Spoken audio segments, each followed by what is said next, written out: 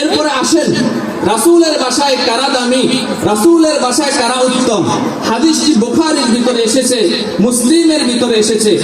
উসমান রাদিয়াল্লাহু তাআলা আনহু থেকে বর্ণিত, عن عثمان بن عفان رضي الله تعالى عنه قال قال رسول الله صلى الله عليه وسلم خيركم من تعلم القرآن وعلمه أو كما قال النبي عليه الصلاة والسلام। উসমান ইবনে আফফান রাদিয়াল্লাহু তাআলা আনহু থেকে বর্ণিত, আল্লাহ রাসূল বলেছেন, তোমাদের মাঝে সর্বোত্তম ওই ব্যক্তি যে কোরআন শিক্ষা দেয় এবং কোরআন শিক্ষা করে, সেই তোমাদের মধ্যে সর্বোত্তম, সর্বসেরা, সর্বদামি। তাহলে এই হাদিস থেকে আমরা বুঝতে পারলাম আমরা সবসময় সেরা হতে চাই, দামি হতে চাই। আর রাসূলের মুখে, রাসূলের ভাষায় দামি হচ্ছে ওই ব্যক্তি যে কোরআন শিখে, যে কোরআন শিক্ষা দেয়, সেই হচ্ছে দামি, সেই হচ্ছে শ্রেষ্ঠ।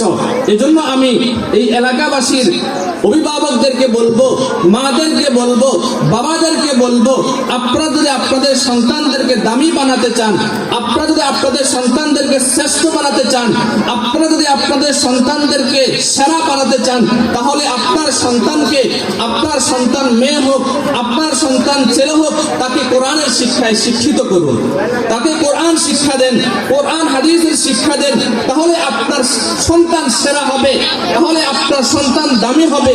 আপনি আজকে আপনার সন্তানকে কোরআন শিক্ষা যদি না দেন, সন্তানকে কোরআনের শিক্ষায় যদি দীক্ষিত না করেন, দুনিয়ার যত জাগতিক এলেম আছে, দুনিয়ার এলেমে যদি আপনি সন্তানকে যদি শিক্ষা দান করেন, তাহলে হয়তো দুনিয়ার দৃষ্টিকোণ থেকে আপনার সন্তান অনেক দামি হবে, দুনিয়ার দৃষ্টিকোণ থেকে আপনার সন্তান হয়তো অনেক বড় ডাক্তার হবে, আপনার সন্তান হয়তো ইঞ্জিনিয়ার হবে, আপনার সন্তান হয়তো ব্যারিস্টার হবে, আপনার সন্তান হয়তো অনেক বড় উপদেষ্টা হবে। কিন্তু তার ভিতরে যদি কোরআনের জ্ঞান না থাকে, তার ভিতরে যদি হাদিসের জ্ঞান না থাকে, তার ভিতরে যদি ফিকহের জ্ঞান না থাকে, তার ভিতরে যদি ইসলামের জ্ঞান না থাকে, সেই কোরআনের ভাষায় সে জাহেল, কোরআনের ভাষায় সে মূর্খ। এজন্য অভিভাবকদেরকে বলবো, আপনারা আপনাদের সন্তানদেরকে কোরআনে শিক্ষিত করুন। আজকে দেখেন অনেক অভিভাবকরা ছেলেকে অনেক বড় শিক্ষিত করতেছে, কিন্তু কোরআন শিক্ষা দেয় নাই, হাদিস শিক্ষা দেয় নাই, ইসলামের শিক্ষায় শিক্ষিত করে নাই।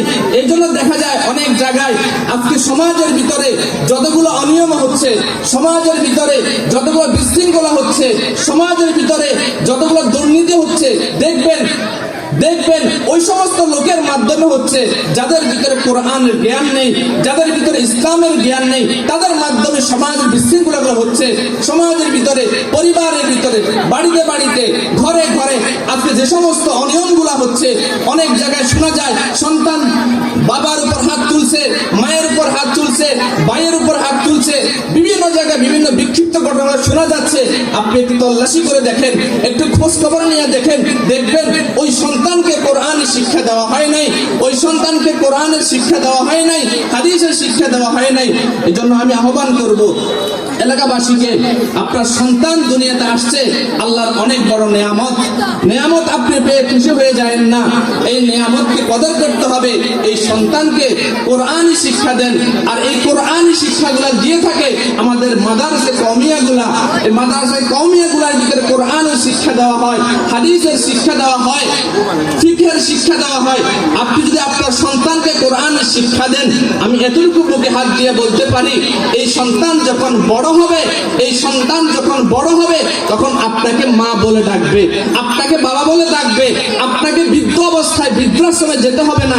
এই সন্তান আপনাকে খাওয়াবে, এই সন্তান আপনাকে না খাওয়ায় আপনাকে বৃদ্ধাশ্রমে রেখে আসবে না। এজন্য আমাদের অভিভাবকদেরকে আমরা বলবো, আপনি সিদ্ধান্ত এখন নেন। ডিসেম্বরের শেষ মাস চলতেছে, আমাদের আশেপাশে কওমি মাদারিস গুলার ভিতরে ভর্তি কার্যক্রম চলতেছে, আমাদের জামিয়া হাফসা রাদিয়াল্লাহু তাআলা আনহা তো ভর্তি চলতেছে। আপনি আপনার সন্তানকে, আপনার আদরের সন্তান, আপনার আদরের দুলালি মেয়ে হোক, আপনার আদরের দুলাল ছেলে হোক, আপনি সিদ্ধান্ত এখন গ্রহণ করেন এই সন্তানকে কোথায় ভর্তি করাবেন।